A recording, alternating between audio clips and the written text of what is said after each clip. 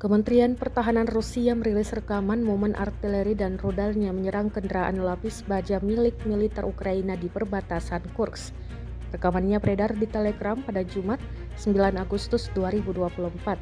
Dalam keterangan unggahan disebutkan, inilah momen penghancuran kendaraan lapis baja angkatan bersenjata Ukraina akibat serangan artileri yang tersembunyi di pendaratan dekat jalan di distrik Sosansky di wilayah Kursk.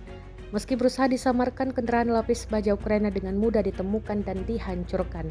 Kendaraan lain di tengah jalan dihancurkan oleh rudal yang diluncurkan dari KA-52. Kedua kendaraan terekam drone pengintai Rusia hancur lebur. Rekamannya pun menuai berbagai komentar dari warganet.